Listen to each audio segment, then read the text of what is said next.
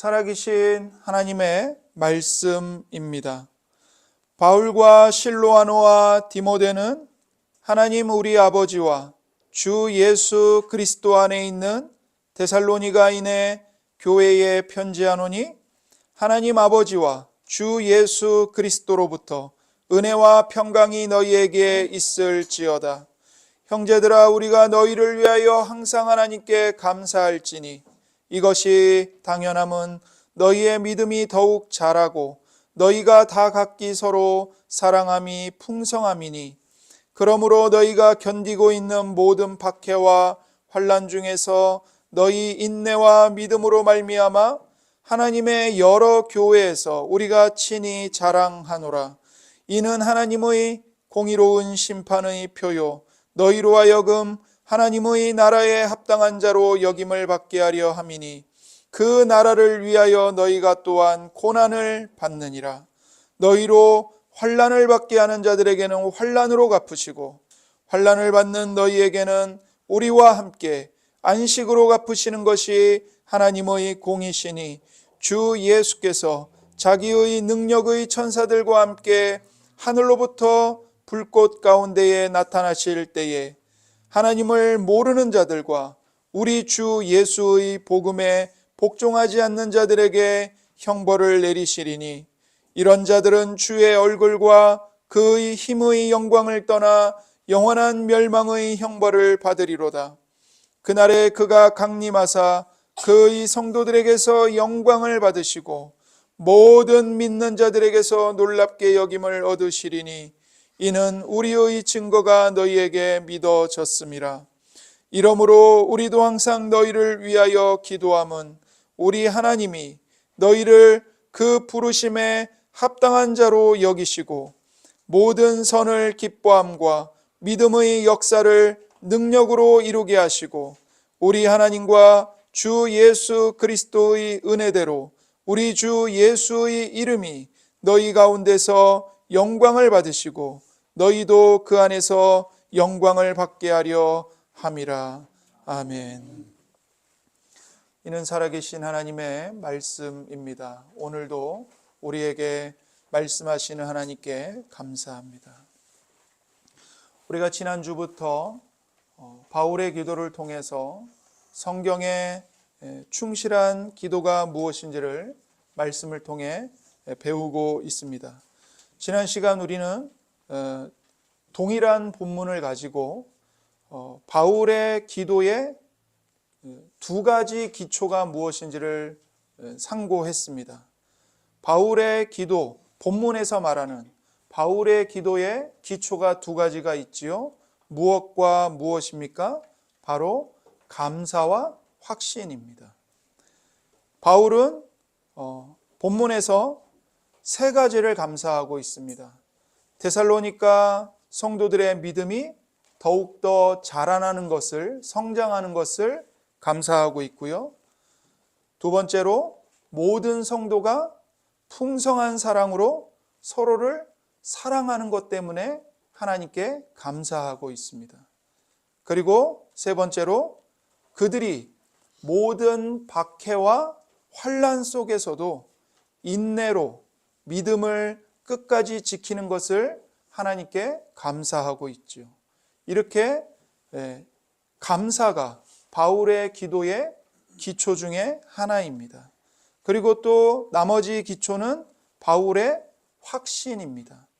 무엇을 확신하는 거냐면 주 예수님이 강림하시는 그날에 성도들의 억울함을, 성도들의 환난을 신원해 주실 것을 바울은 확신하고 있습니다.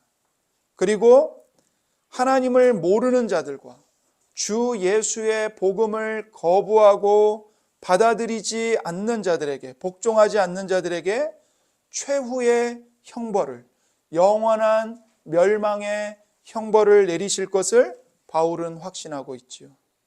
이렇게 바울은 그냥 기도를 하고 있는 게 아니고 데살로니가 성도들에게 하나님의 은혜가 임한 것에 대한 감사와 종말에 대한 확신, 이 두 가지 기초를 가지고 기도를 하나님께 드리고 있는 것입니다. 이제 우리가 11절부터 12절에서 이러한 기초를 가지고 바울이 그들을 위한 기도로 들어가는데, 그 바울의 기도가 구체적으로 이제 어떤 기도인지를 우리가 살펴보고자 합니다. 데살로니가 성도들을 위해서 바울이 기도하는데, 그의 기도에서 우리는 두 가지의 간구를 볼 수 있습니다. 두 가지의 간구. 먼저 첫 번째는 바울이 하나님께서 이 성도들을 하나님의 부르심에 합당하게 해주시도록 기도를 합니다. 여러분 11절을 보십시오.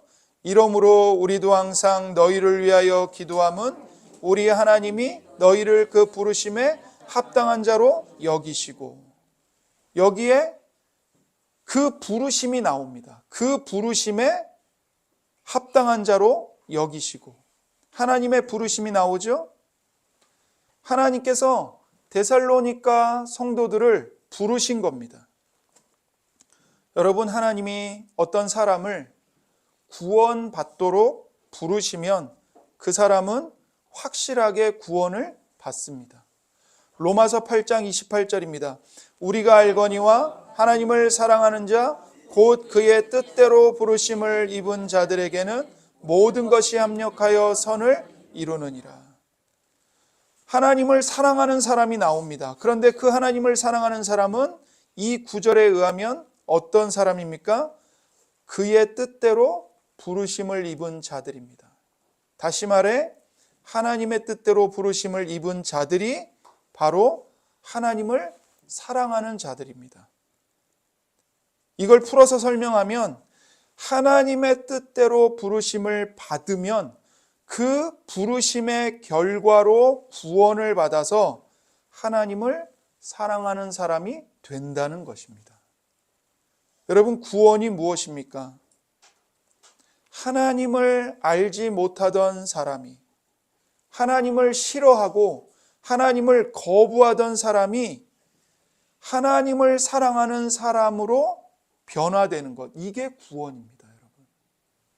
단순히 어려움에서 건짐을 받고 문제가 해결되고, 그것은 구원의 진정한 의미가 아닙니다. 구원의 충만한 의미는 뭐냐?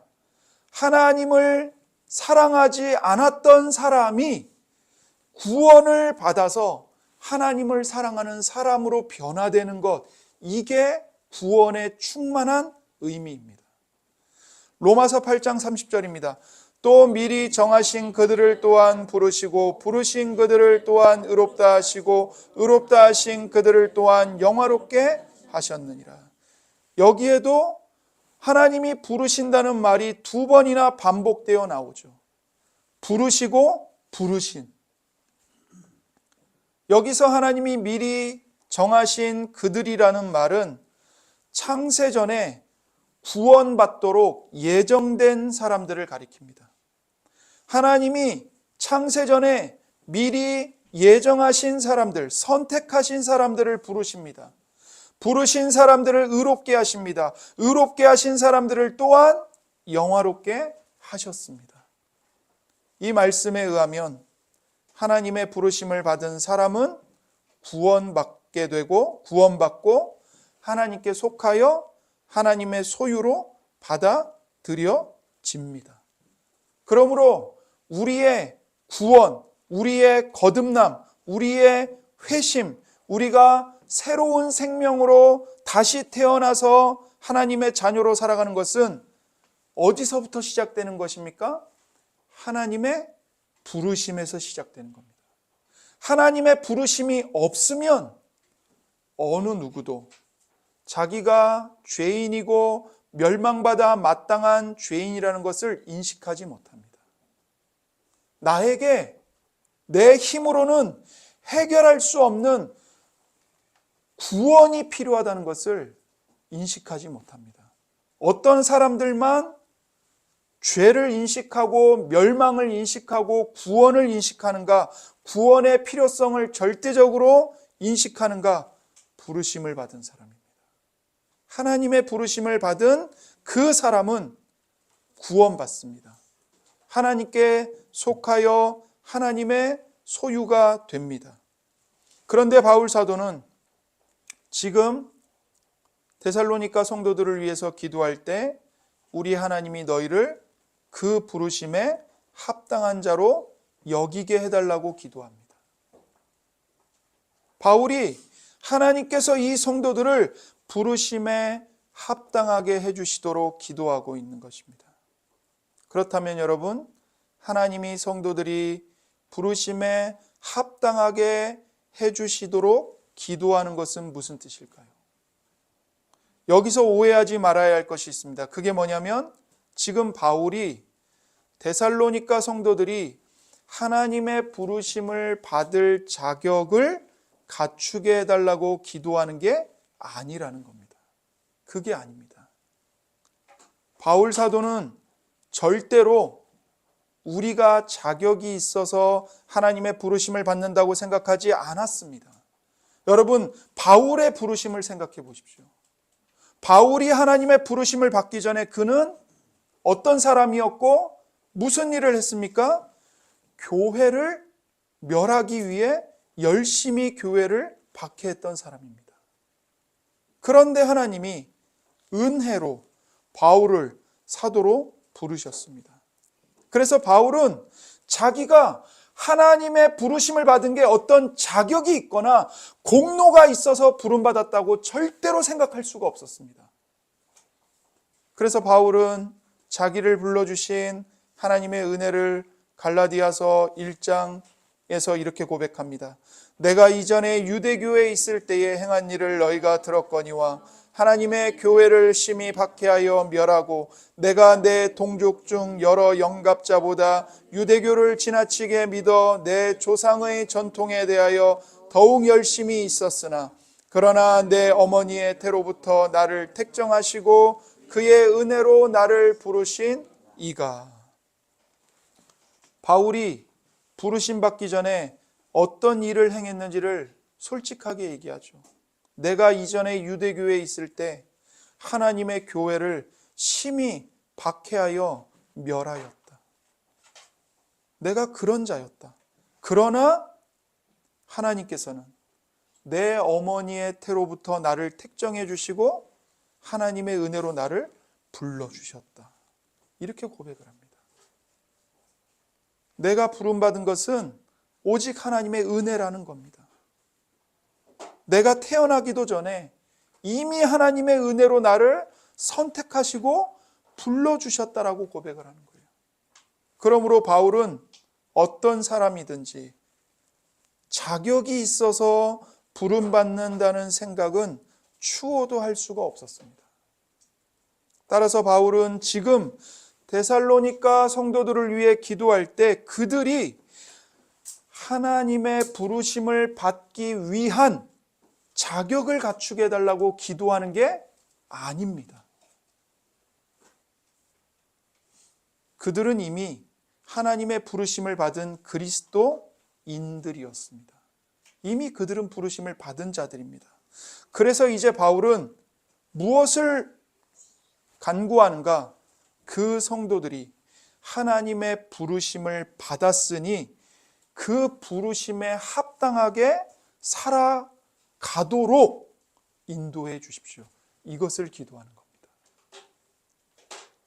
바울은 하나님이 친히 그들이 이미 받은 부르심에 합당하게 해 주십시오. 그렇게 간구하고 있는 것입니다. 이것을 위해서 성도들은 모든 면에서 성장해야 하고 하나님을 기쁘시게 해야 합니다. 그러면 하나님께서 그들을 기뻐하시고 결국 부르심을 받은 대로 합당하게 살았다고 판단해 주실 수 있습니다. 요컨대 그들은 자기들이 이미 부르심을 받았으니 그 부르심 받은 은혜에 합당하게 행해야 하는 것입니다. 그래서 바울은 에베소 교회에게도 이렇게 권면했습니다. 에베소서 4장 1절입니다. 그러므로 주 안에서 갇힌 내가 너희를 권하노니 너희가 부르심을 받은 일에 합당하게 행하여. 내가 너희를 권한다. 너희가 부르심을 받았다. 그러니 너희가 이미 부르심을 받은 일에 합당하게 행하며 살아가거라. 에베소 교회 성도들도 그들이 받은 부르심에 합당하게 살아야 했습니다. 이 진리는 우리에게도 똑같이 적용됩니다. 우리는 자격이 있어서 부름받은 자들이 아닙니다. 아무 자격이 없습니다. 그런데 하나님의 값없는 은혜로 부름받았고 용서받았고 하나님의 상속자가 되었고 그리스도와 함께 동참하는 상속자들이 되었습니다. 그 값없는 은혜로 의롭다 하심을 얻고 성령님을 받고 영생을 맛보았습니다. 하지만 바울은 우리가 그 부르심에 합당하게 되기를 원합니다. 우리가 부르심을 받을 때는요, 우리 중 어느 누구도 하나님의 부르심에 전혀 합당하지 못했습니다. 그런데 바울은 이제 우리가 그때와 달라지기를 갈망하는 겁니다. 너희가 이제는 달라져야 된다. 너희가 은혜로 부르심을 받았으니 그 부르심 받은 목표를 향해 달려가야 한다. 그걸 놓고 기도하는 겁니다. 바울의 기도대로 우리는 그리스도인이자 살아계신 하나님의 자녀로서 그 자녀된 신분에 온전히 합당해져야 하는 것입니다.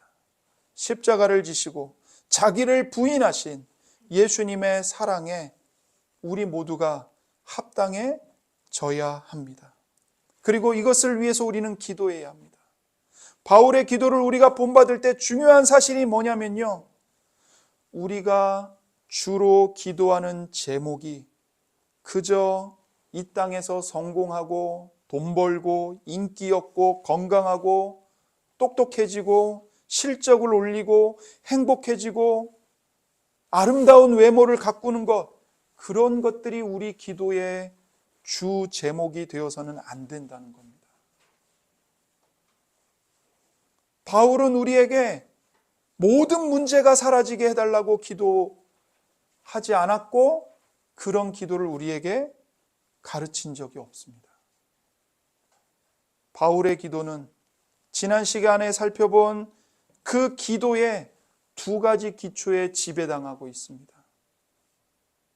즉 바울은 이미 하나님께 감사했던 은혜의 열매들이 우리 안에 더 많아지도록 기도하고 있습니다.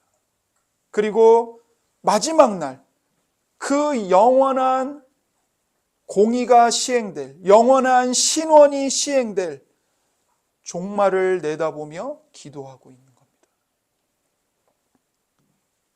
바울은 알았습니다. 장차 모든 사람의 인생을 결산할 날이 온다는 것을 바울은 알고 있었어요. 마지막 날에 하나님은 사실상 우리에게 이렇게 물으실 것입니다. 내가 너에게 구원을 값없이 주었는데 너는 그 구원으로 무엇을 하였느냐? 내가 너를 은혜로 불렀는데 너는 나의 그 부르심에 어떻게 반응하며 살았느냐? 그 부르심에 조금이라도 합당하게 살았느냐? 우리에게 물으실 것입니다. 우리는 성숙한 그리스도인으로 자라가야 합니다.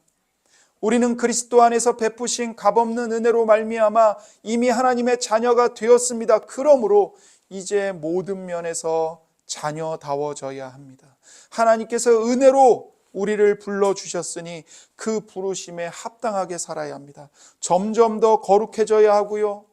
자신의 자아를 부인해야 하고요. 사랑이 많아져야 하고요. 성품이 온전해지고 하나님을 아는 지식과 하나님의 말씀을 기뻐하면서 밤낮으로 그 말씀을 묵상하며 그 말씀을 먹고 마시며 그 말씀에 젖어들어야 합니다. 또한 모든 일에 하나님 아버지를 즐거이 신뢰하면서 하나님께 즐거이 순종해야 합니다. 우리 스스로는 부패하고 연약하여 그렇게 될 수가 없습니다. 그래서 바울이 기도를 드리는 것입니다. 여러분과 제 힘으로 되지 않기 때문에 하나님께, 거룩하신 하나님께 우리 모든 성도들이 부르심에 합당한 자가 되게 해 주십시오. 기도하는 겁니다. 하나님의 도움을 간구하는 것입니다. 그래서 바울은 기도합니다. 바울은 지금 데살로니가 성도들에게 그냥 더 열심히 행해라 이렇게 말하는 게 아닙니다. 하나님이 너희들을 부르심에 합당하게 해주시도록 나는 너희들을 위해서 기도한다. 기도하고 있는 겁니다. 이것은 그들의 삶 속에 하나님께서 철저하게 역사하셔서 결국 하나님의 뜻에 합당한 삶을 살게 해주시기를 간구하는 것입니다. 여러분, 우리의 기도가 변화되어야 합니다.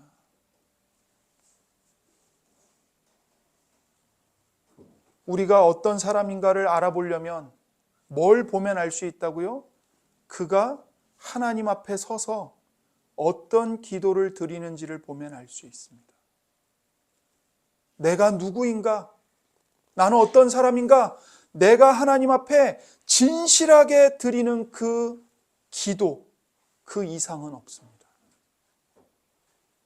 우리는 우리 교회와 우리의 가정과 우리 자녀들을 위해서 기도해야 합니다.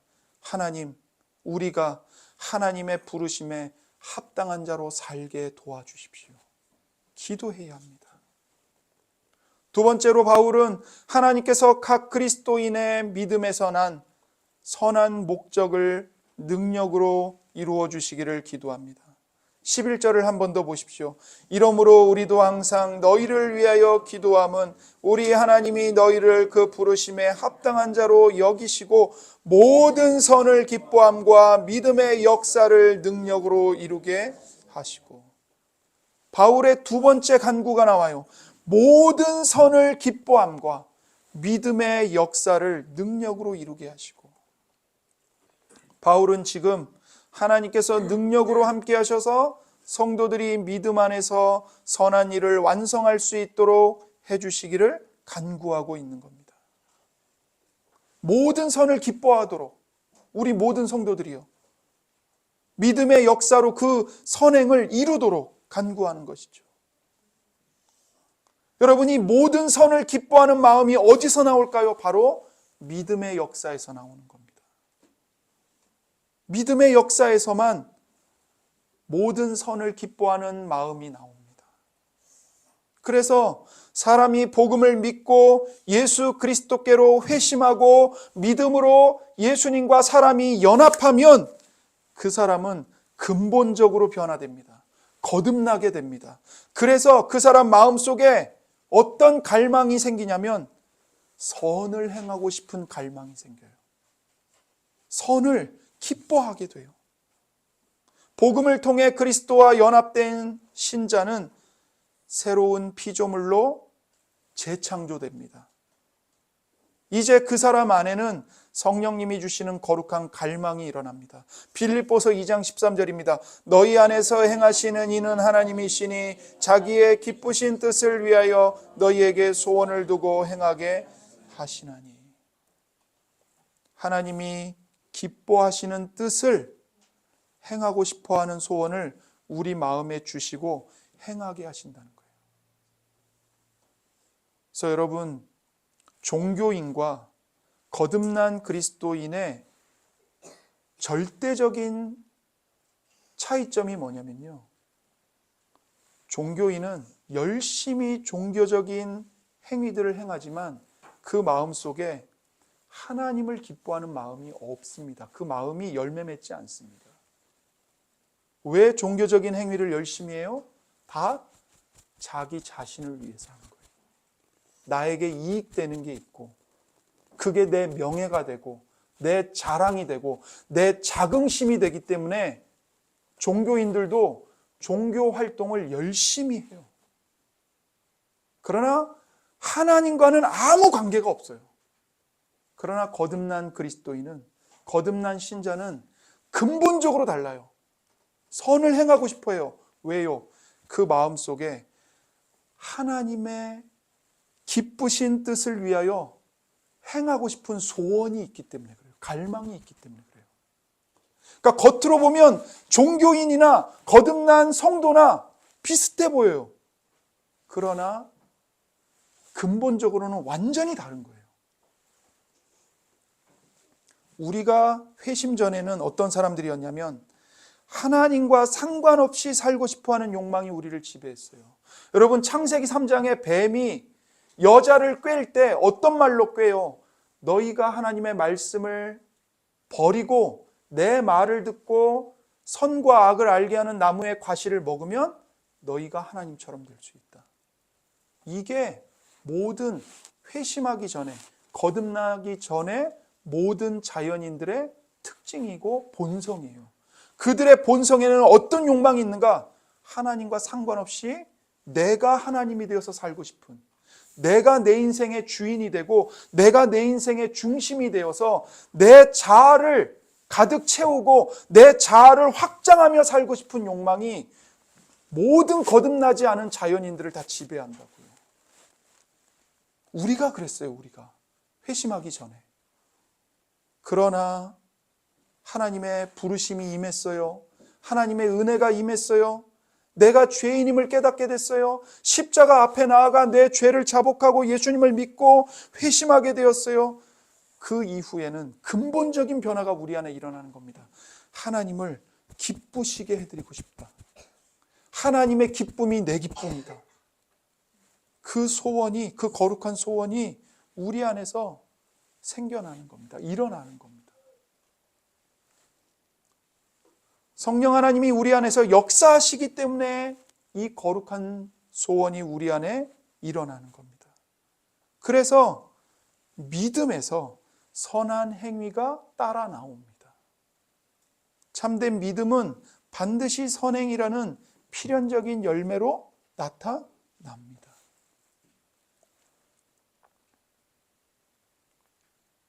그래서 그리스도인은 하나님이 기뻐하시는 선한 일에 소원을 갖습니다. 그리스도인은 주님의 몸된 교회를 세우는 선한 일에 관심을 갖습니다. 모이기에 힘쓰고요.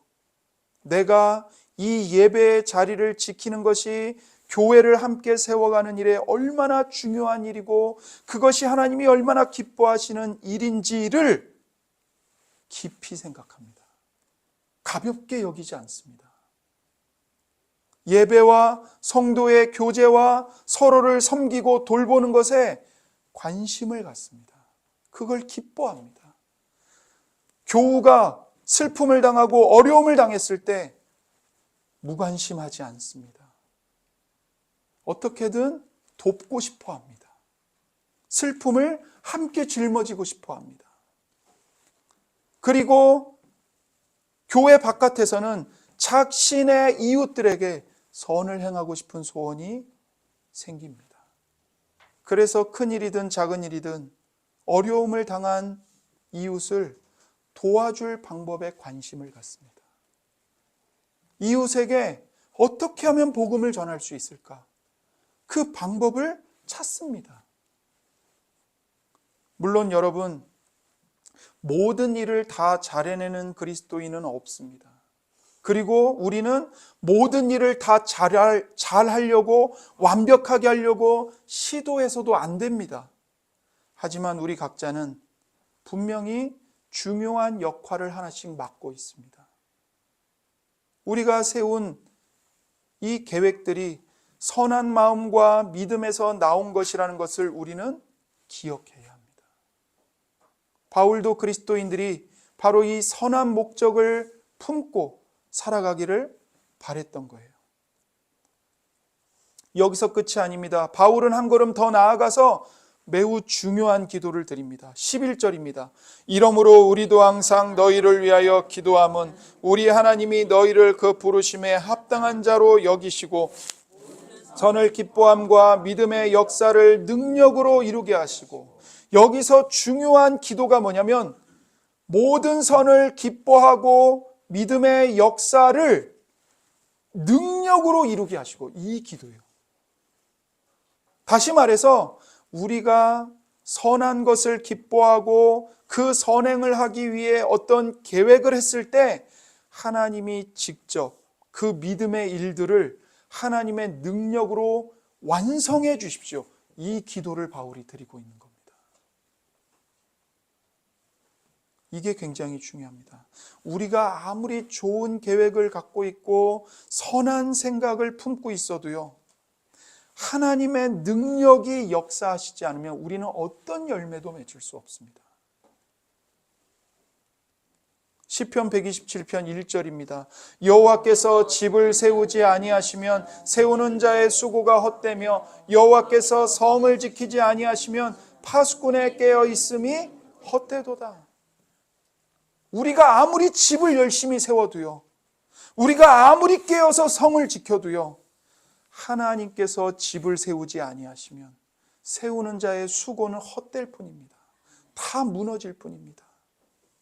파수꾼이 아무리 깨어 있어도요, 여호와께서 성을 지켜주시지 아니하시면 파수꾼이 깨어 있는 게 헛된 것입니다. 우리도 마찬가지입니다. 우리의 선한 소원, 선한 목적, 선한 계획이 다른 사람들의 삶을 변화시키는 진짜 능력을 갖추려면 반드시 하나님의 능력이 우리에게 덧입혀져야 합니다. 하나님의 능력이 역사해 주셔야 합니다. 그래서 우리는 늘 자기 자신과 공동체에 물어야 합니다. 우리가 이 일을 행하는 진짜 목적은 무엇인가? 우리가 그리스도를 위해서, 주님의 몸된 교회를 위해서 우리는 무슨 일을 시작해야 하는가? 그리고 만약에 우리가 해야 할 일을 찾았다면 이제 우리는 하나님께서 그 일을 열매 맺게 해달라고 간절히 기도해야 하는 것입니다. 여러분, 왜 바울이 이토록 간절히 하나님의 능력의 역사를 간구할까요? 바울은 두 가지 기도의 목표를 이루고 싶어 합니다. 지금 그의 기도는 두 가지 목표를 향해 가고 있는 거예요. 11절부터 12절을 한 번 더 보십시오. 이러므로 우리도 항상 너희를 위하여 기도함은 우리 하나님과 주 예수 그리스도의 은혜대로 우리 주 예수의 이름이 너희 가운데서 영광을 받으시고 너희도 그 안에서 영광을 받게 하려 함이라. 바울은 지금 11절에서 두 가지를 간구했습니다. 이 두 가지의 간구는 두 가지의 기도의 목표를 향하고 있습니다. 두 가지의 기도의 목표를 이루기 위해 두 가지를 간구하고 있는 거예요. 그러면 바울의 기도의 두 가지 목표가 뭔가? 첫 번째, 바울은 지금 우리 주님이신 예수님의 영광을 구합니다. 12절에 보세요. 우리 주 예수의 이름이 너희 가운데서 영광을 받으시고, 이걸 간구하고 있어요. 이게 기도의 바울의 목표예요. 바울이 우리에게 부르심에 합당하게 살라고 말하고 선한 목적을 이루어 달라고 기도하는 것은 바로 이것을 위한 것입니다. 우리가 영적으로 성숙해지고 삶에서 열매를 맺는 것 중요하죠. 그러나 그 자체가 목표가 아닙니다. 바울의 진짜 목표는 따로 있어요. 그 모든 과정을 통해 우리의 주님이신 예수님의 이름이 너희 가운데서 영광을 받으시는 것. 이게 바울의 목표입니다. 다시 말해, 우리가 성숙해져야 돼요. 선을 행해야 돼요. 열매를 맺어야 돼요.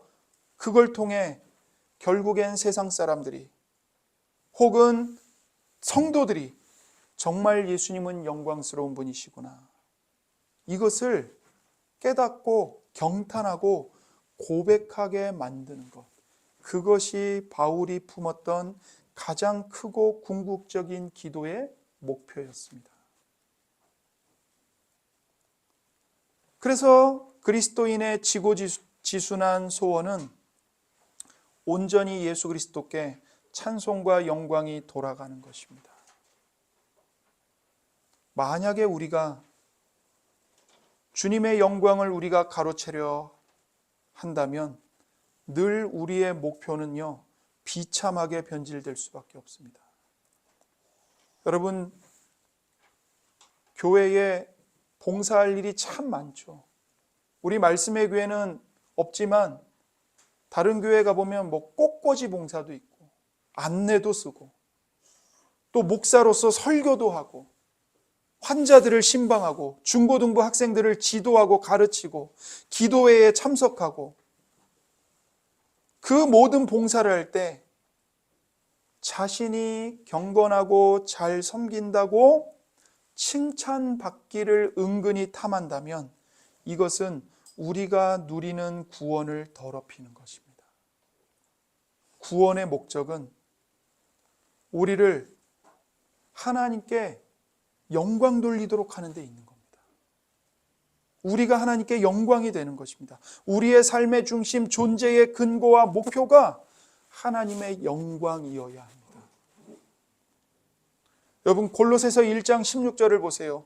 만물이 그에게서 창조되되 하늘과 땅에서 보이는 것들과 보이지 않는 것들과 혹은 왕권들이나 주권들이나 통치자들이나 권세들이나 만물이 다 그로 말미암고 그를 위하여 창조되었고, 만물이 다 그로 말미암고 그를 위하여 창조되었다고 말합니다. 세상의 모든 것은요, 성자 하나님이신 예수님에 의해서 그리고 예수님을 위해 만들어진 것입니다. 그런데 세상에 죄가 들어와서 그 모든 창조의 질서를 다 파괴시켜 버렸어요. 그리고는 어떻게 변질시켰냐면 내가 하나님처럼 세상의 중심이 되고 싶다. 이 탐욕이 자리 잡게 된 겁니다. 그래서 모든 죄의 뿌리는 뭐냐면요, 내가 중심이 되고 싶다. 내가 주인공이 되고 싶다. 이 탐심입니다. 이것이 방탕한 범죄에서만 나타나는 게 아니고 우리가 행하는 선행과 우리가 행하는 사역과 봉사에서도 얼마든지 나타날 수 있습니다. 내가 선행을 하면서 누군가를 섬기면서 교회를 섬기면서 나 자신을 돋보이게 하거나 내 영향력을 확장하는 수단으로 그것을 삼는다면 그것은 더 이상 기독교적인 봉사가 아닙니다. 겉모습은 그럴듯해 보이죠. 그러나 사실 내가 하나님을 밀어내고 하나님 보좌에 앉아서 내가 주인이 되고자 하는 이교도적 행위로 변질되고 있는 겁니다. 결국 우리의 신앙생활이 하나님이 아닌 자기 자신을 섬기는 잘못된 우상 숭배의 길로 빠져버리게 됩니다. 가장 뜨거운 열정으로 하는 봉사조차도 사실 나를 좀 알아줘, 나를 좀 칭찬해줘, 나를 좀 인정해줘, 그런 탐심으로 얼마든지 더러워지기 쉽습니다. 여러분. 그래서 우리는 내 안에 이런 죄가 있다는 것을 솔직하게 인정하고 자백하고 이런 죄를 죽이기를 힘써야 합니다. 그래서 조지 휘필드 목사님이 하나님께 그렇게 기도했던 거예요. 하나님, 나는 나의 회개를 회개합니다. 나는 나의 기도를 회개합니다. 나는 나의 설교를 회개합니다. 나는 나의 수많은 사역과 수많은 구제와 수많은 봉사들을 회개합니다. 그렇게 기도했던 거예요. 무슨 뜻이죠? 자기 안에 내가 드러내고 싶은, 나를 드러내고 싶은 이 탐심이 도사리고 있다는 것을 조지 휘필드 목사님은 너무나도 잘 알고 있었던 거예요. 여러분, 바울도 이 위험을 너무나도 잘 알았기 때문에 기도의 목표를 아주 명확하게 세웠던 겁니다. 그는 여러분이 훌륭한 신자로 인정받기를 원합니다. 그렇게 기도하지 않았습니다. 여러분의 경건이 온 세상에 소문이 나면 좋겠습니다. 그렇게 기도하지 않았습니다. 바울은 오직 우리 주 예수의 이름이 여러분을 통해서 여러분 가운데에서 영광을 받으시기를 간구합니다. 그걸 놓고 기도했습니다. 이것이 우리의 기도가 되어야 합니다. 기도의 주인공은 내가 아니라 언제나 예수님이어야 합니다. 두 번째로 바울의 기도의 목표는 무엇이냐면 신자들의 영광을 구합니다. 11절 12절을 한 번 더 읽겠습니다. 이러므로 우리도 항상 너희를 위하여 기도함은 우리 하나님과 주 예수 그리스도의 은혜대로 우리 주 예수의 이름이 너희 가운데서 영광을 받으시고 너희도 그 안에서 영광을 받게 하려 함이라. 너희도 그 안에서 영광을 받게 하려 함이라. 이게 바울의 두 번째 기도의 목표예요. 여러분, 약간 이상하지 않습니까? 아니, 방금 전에는 우리 주님 예수님의 이름이 영광을 받으셔야 한다, 이게 기도의 목표다, 이렇게 기도를 했는데 갑자기 뒤에서 너희도 그 안에서, 예수님 안에서 영광을 받게 하려 함이라, 이렇게 기도합니다. 이 뭐죠? 예수님의 영광의 절대적인 중요성을 바울은 부여했어요.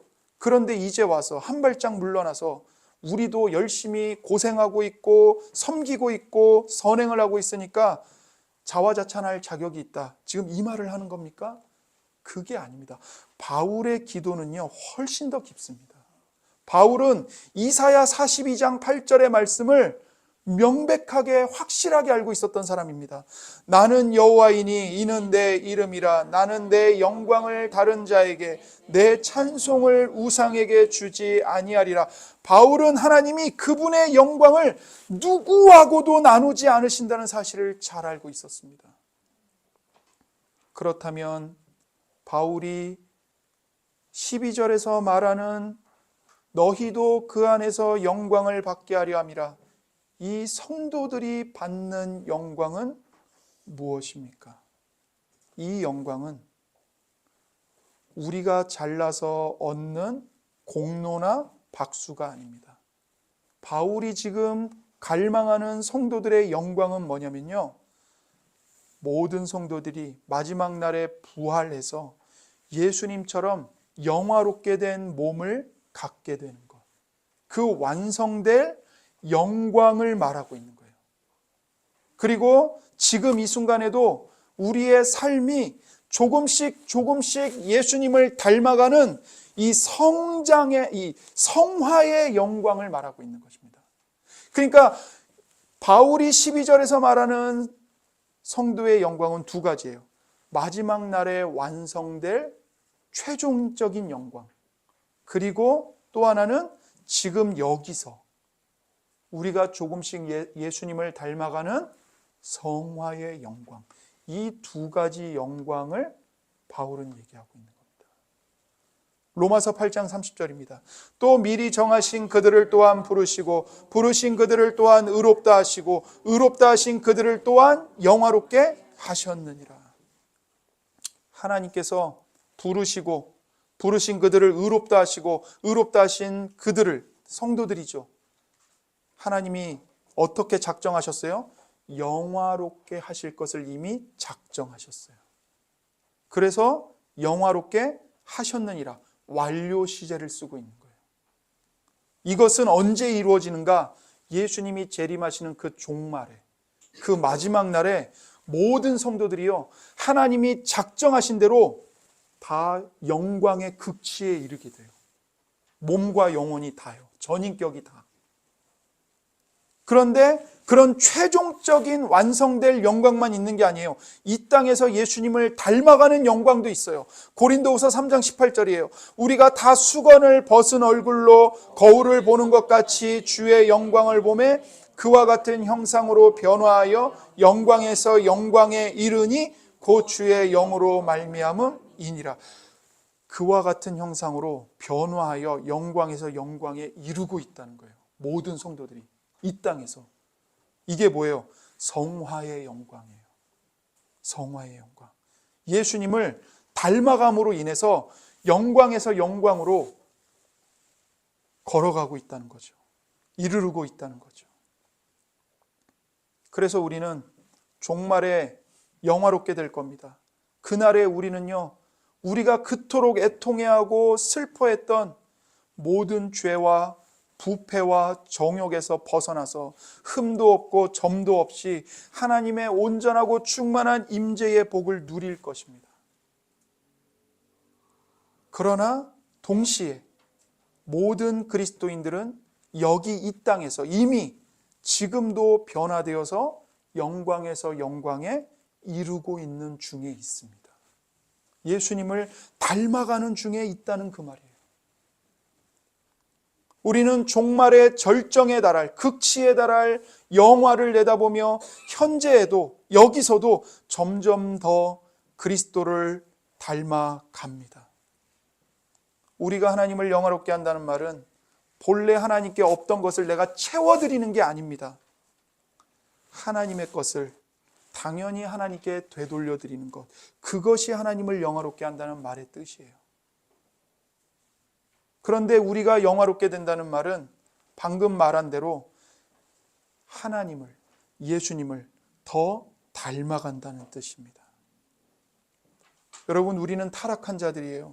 그래서 본래 우리 안에 하나님을 닮은 영광이 없어요. 다 잃어버렸어요. 파편밖에 안 남았어요. 그런데 하나님이 하나님의 힘으로, 하나님의 능력으로 역사하셔서 우리 안에 하나님의 영광이, 예수님의 형상이 조금씩 회복되어져 가는 거예요. 그게 우리가 얻는 영광이에요. 우리가 누리는 영광이에요. 물론 그리스도인들이 이 영광을 누려도요, 예수님께 돌아갈 영광은 조금도 줄어들지 않습니다. 우리가 이런 영광을 누린다고 해서 예수님의 영광을 우리의 것으로 도둑질하는 게 아닙니다. 바울의 생각은 정반대예요. 왜 그러냐면 우리의 영화 자체가 오직 예수님 덕분에 이루어지는 것이기 때문에 우리의 영화는 예수님을 영화롭게 하는 가장 웅대한 수단이 됩니다. 여러분, 모든 인간은 반항적입니다. 자기중심적이에요. 그런데 그런 인간이 하나님의 자녀가 되어서 점점 하나님의 성품을 닮아갑니다. 결국 삼위일체 하나님의 임재 안에서 완전한 영광의 복을 충만히 누린다고 생각해 보십시오. 이것은 우리의 노력으로는 불가능한 일입니다. 우리가 그런데 그런 영광을 누리게 되면 우리는 누구를 찬송할 수밖에 없어요? 하나님을 찬송할 수밖에 없습니다. 왜요? 이 모든 일은 우리가 이룬 일이 아니기 때문에 그래요. 오직 하나님께서 이루신 일이기 때문에 우리가 영화롭게 되면 예수 그리스도께 모든 영광이 돌아갑니다. 여러분이 예수님을 닮아가면 닮아갈수록 여러분에게서 예수님의 영광의 빛이 반사되어서 빛나요. 마치 깜깜한 밤에 태양의 빛을 달이 받아서 그 태양의 빛을 반사하여 달이 빛나는 것처럼, 세상을 밝히는 것처럼 우리 안에는 어떤 영광의 빛도 없어요. 그런데 내가 예수님을 계속 바라봐요. 예수님을 닮아가요. 그러면 예수님을 닮아가면 닮아갈수록 예수님의 영광의 빛이 내 성품에서 반사되어서 세상에게로 비춰지는 거예요. 이게 우리의 영광이에요. 그리고 그렇게 예수님의 영광의 빛을 우리가 반사하여 빛나면 빛날수록 누가 더 영광을 받으세요? 예수님이 영광을 받으시는 거예요. 왜냐하면 그 일은 우리가 이룬 일이 아니고 예수님이 이룬 일이시기 때문에, 예수님이 행하신 일이기 때문에 예수님께 모든 영광이 돌려지는 것입니다. 이렇게 바울은 다시 종말론으로 돌아갑니다. 여러분, 지난 시간과 오늘 이 바울의 기도를 통해서 우리가 배우는 진리가 있죠. 그게 뭡니까? 바울은 언제나 역사의 끝을 바라보고 있다는 거예요. 그의 시선이 여기에 머물러 있지 않아요. 여기서 잘 되는 것에, 여기서 실패하는 것에 일희일비하지 않아요. 여기서 좀 편안하고 안락하면 괜찮고 고난을 받으면, 망하면 죽을 것 같고, 바울이 그렇지 않아요. 왜 그렇죠? 바울의 시선은 항상 이 땅이 아니라 종말을 바라보고 있어요. 역사의 끝을 바라보고 있어요. 그게 바울의 믿음이고 그게 바울의 습관이에요. 그래서 바울은 항상 종말을, 오늘로 갖고 와서 그 종말에 비추어서 살아가고 있는 사람이에요. 그리고 그렇게 장차 장래에 이루어질 종말을 오늘 내 삶의 현실로 갖고 와서 그 종말에 나와 세상을 비추어 살아야만 그리스도인의 삶에 온전히 충실하게 신실하게 살 수 있다는 게 바울의 믿음이고 확신입니다. 여러분, 우리가 그 믿음을 가져야 돼요. 여러분, 지금 여러분이 처한 현실을 뭘로 보고 계세요? 종말을 가져와서 봐야 돼요. 그래서 바울 사도의 기도는요, 어디서 비롯되는가? 종말론의 관점에서 비롯되는 겁니다. 그것이 그의 사고이고 그의 해석입니다. 그게 그의 사고의 틀이에요. 해석의 틀이에요. 바울은 습관처럼 항상 역사의 끝을 바라봅니다. 그에게 종말은요, 멀고 먼 미래의 일이 아니었어요. 지금 당장 내가 하나님 앞에서, 하나님의 얼굴 앞에서 코람데오의 의식을 가지고 어떻게 살아야 하는가를 결정하는 기준, 그게 바로 종말이었습니다. 바울이 우리 성도들을 위해 기도할 때 이 종말의 비전이 녹아 있습니다. 여러분, 제가 오늘 설교의 제목을 기도의 비전이라고 했습니다. 여러분, 기도의 비전이라는 이 말을 보셨을 때 어떤 생각을 하셨어요? 그러나 오늘 설교를 듣고 나니 이 기도의 비전이 뭔지 이제 아시겠죠? 종말의 비전이에요. 종말의 비전. 그래서 바울은 말하는 겁니다.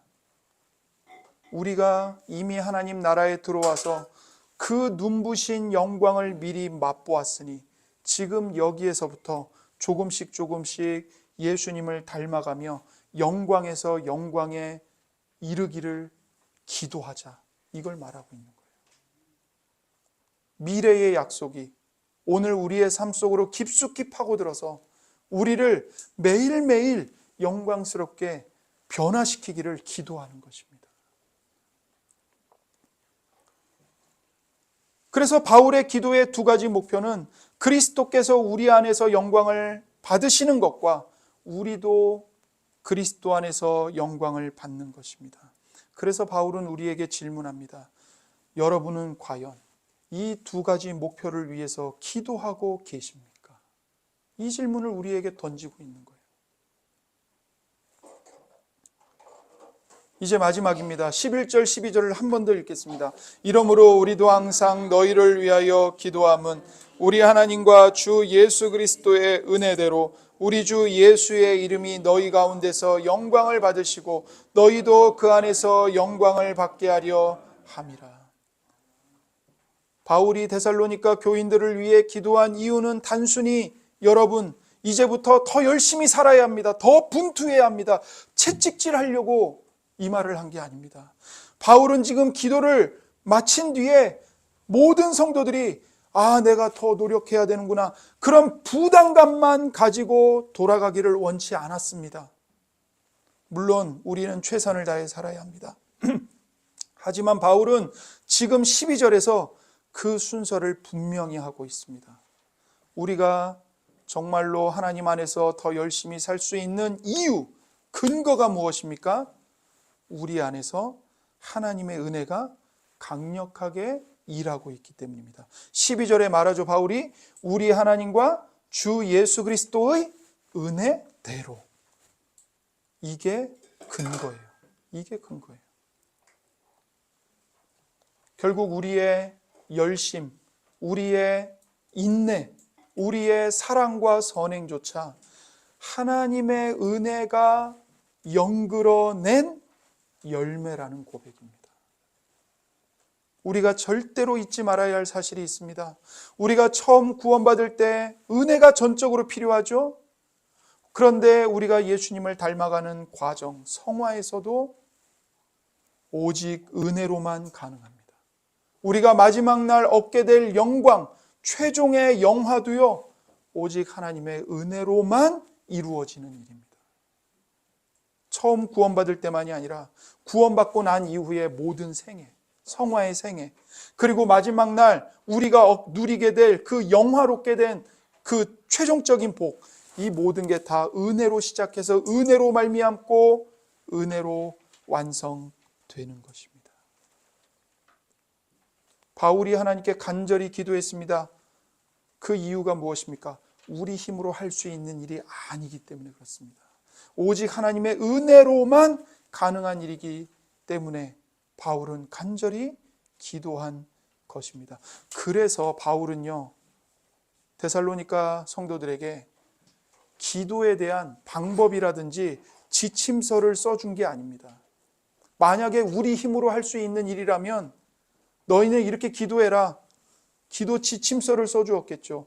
그러나 바울은 기도 지침서가 아니라 하나님께 직접 나아가서 이 성도들을 하나님 붙잡아 주십시오, 매달리고 있는 겁니다. 우리에게 부르심에 합당하게 살라는 목표가 주어진 것이 맞습니다. 그러나 그 목표를 실제로 이뤄낼 힘은 오직 하나님의 은혜에서만 나옵니다. 결국 기독교인의 삶은 처음부터 끝까지 하나님의 은혜에 전적으로 의지하는 삶입니다. 우리는 은혜로 거듭나고 은혜로 열매를 맺고 은혜로 인내하고 은혜로 서로 사랑하며 살아갑니다. 하나님을 아는 깊은 지식과 거룩함도 은혜로 귀히 여기게 됩니다. 그래서 바울은 지금까지 구한 모든 것이 오직 하나님과 우리 주 예수 그리스도의 은혜로만 가능함을 성도들에게 상기시키면서 기도를 맺고 있는 것입니다. 구주께서 주시는 은혜가 없이는 우리 주님이 우리의 삶 속에서 영화롭게 되실 수도 없고 우리의 최종 영화도 불가능합니다. 우리는 흔히 기도를 오해합니다. 내 힘으로 열심히 살다가 가끔 내 한계에 부딪힐 때 하나님께 도움을 요청하는 것이라고 생각하는 경우가 있습니다. 하지만 바울은 그런 생각이야말로 미신이나 다름없다고 경고합니다. 그런 생각은 여전히 내 인생의 주인이 나이고 하나님을 그저 조력자 정도로 부리고 있는 셈이기 때문에 그래요. 바울의 기도는 훨씬 넓고 웅장합니다. 그는 과거의 은혜를 기억하면서 미래의 소망을 바라봅니다. 그리고 그 끝에서 오늘을 다시 내려다보는 겁니다. 우주는 하나님을 위해 만들어졌고 결국 그분에 의해서 그분을 위해서 완성된다는 이 거대한 구속사의 흐름 속에 자기 자신과 우리 자신을 제자리에 갖다 놓고 있는 겁니다.